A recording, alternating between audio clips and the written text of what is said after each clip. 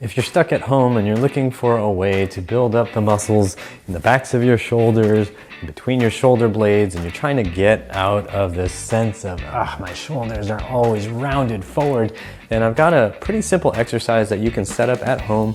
It doesn't require expensive, crazy special equipment. You won't need to go to the gym, and it'll help you build up some stability in your shoulders and your shoulder blades. So if you want stronger, more stable shoulders, then don't go anywhere. To do this exercise, you need to tie your band around something that's sturdy, stable, and has absolutely zero risk of coming loose and coming back to hit you in the face or the chest. Once you've got it attached, you're going to grab the band with both hands, and then you're going to be pulling towards you. When you do this, you want to make sure that your spine is in a nice neutral position. You're not in a big hunch. You're not overly extended, and you're just standing straight and pulling back. Your hands can be oriented so that the palms are facing each other, so that the palms are facing down, or even palms facing up. All of these positions can be beneficial, and it can be fun to experiment with how it feels based on the hand position. Ideally, we are looking for maximum contraction in the muscles between the shoulder blades, below the shoulder blades, and also in our arms and directly in the back of the shoulders. As you're doing this exercise, you want to have a little bit of space between your arms and your rib cage. Over time, as you get stronger at this position, you can experiment with going in tighter to your body, so you're rubbing right along your ribs.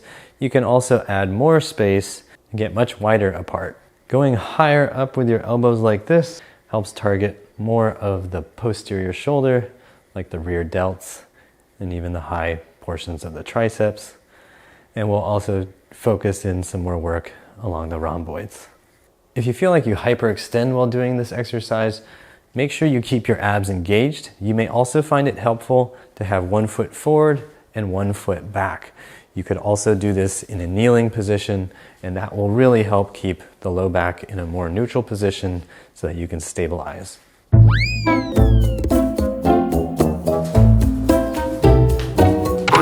Finding the right tension on this exercise can be very important. If there's not enough tension out of the band, it's not going to feel like it's doing much, because it's not. So you may need to choke up on the band so that you're getting more resistance. You may find it helpful to back up from your anchor point, or you just may need to get a thicker band that will give you more resistance from the get-go. Another option to increase resistance is to just use one arm at a time. So this way you don't have to go out and buy another band. You can just use one arm at a time and just make sure you work fairly evenly on both sides. If you find that one arm is much stronger than the other side, this can also be really helpful, because you can now target the weaker side and make the weaker side do one extra set of the exercise, so it gets a little bit of catch-up work to get stronger.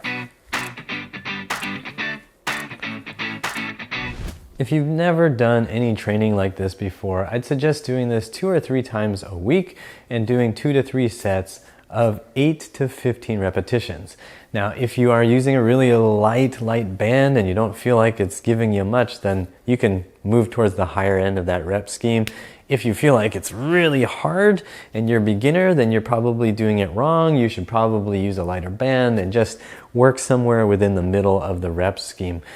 This kind of exercise is really helpful for re-establishing some just basic level of strength and coordination. It's not going to make you huge and buff, so all those ladies out there who are worried that you're going to have massive shoulders from doing this, don't worry.